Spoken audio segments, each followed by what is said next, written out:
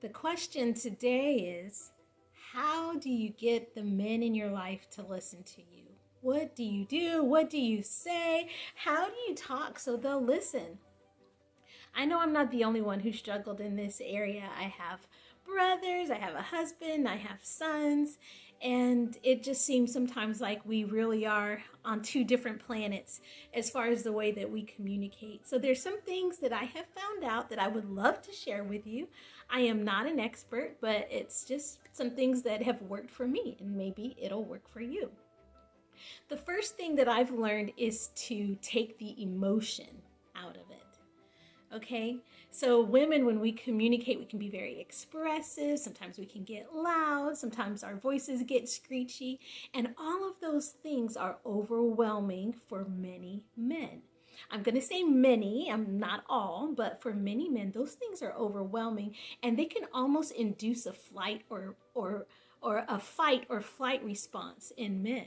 So you might just be excited about some things that happened at work, or you might be angry, and all of those things are coming out in your tone and your inflections, and it can overwhelm a male mind. They don't know whether you're angry at them or that you're still angry, and they don't know what to do about it. So they're likely to just head out the door, excuse themselves, or tune out. So the best thing, if there's something you really want to communicate to a man in your life, is just to state it matter of factly. I had a really bad day today. Period. Point blank. I don't like this person because of this. Period. Point blank. Done. Right? And that's the thing that a lot of us women have a hard time with, is keeping things short and sweet, but the male mind, most of them, need this desperately. When we go on long tangents, we're exhausting them. Women can go back and forth between both hemispheres of their brain, while men just really function off that one side. So we are connecting the dots and talking about everything, and we have lost our male counterparts, okay? So it's just to make everything really short and sweet. Take the emotion out of it. And the third thing I would say is give them time to process. I know one of the big mistakes that I made is I would go on these long conversations and I would want an answer about something right then and there. And a lot of times the men in my life just couldn't really give me the answer that I was looking for right then and there. They need time to process.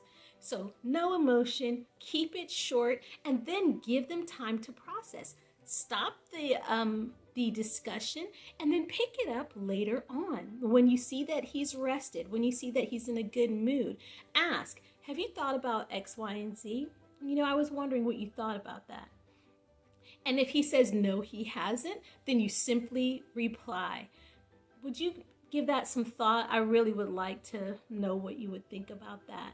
I'm thinking this, but I want to know if you agree. And that kind of takes him off the hook, where he is given that time to process things out. Not all men are like that, but a lot of men need that time to process.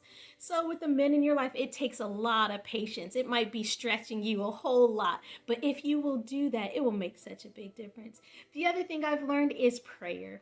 That when you pray about these things that are bothering you, that are hurting you, that are frustrating you, and that you just leave it to the men in your life and short and sweet, and you put your burden on the Lord. Cast your burdens upon Jesus because he cares for you. When you cast your burden upon the Lord and you wait and are patient, things just work out so much better because the men in your life have had time to think about it and process it. They're not stressed and they're able to converse with you about it.